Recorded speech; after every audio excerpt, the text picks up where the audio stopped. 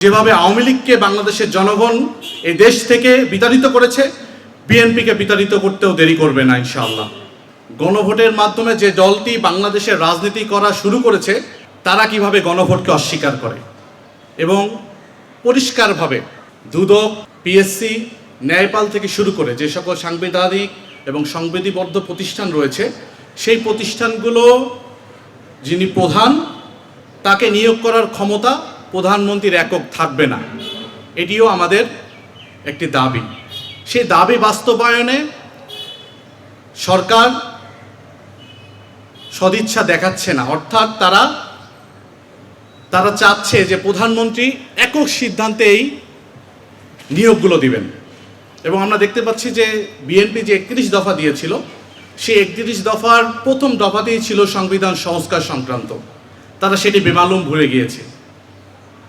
এরপরে বিভিন্ন প্রশাসক নিয়োগের ক্ষেত্রে তারা বলেছিল তারা এভাবে প্রশাসক নিয়োগ করবেন না, তারা সেটিও ভুলে গিয়েছে এবং জনগণের ম্যান্ডেটকে তারা অগ্রাহ্য করছে।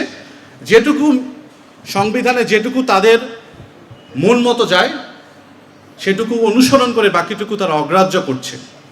বাংলাদেশের মানুষের কাছে তা একদম পরিষ্কার।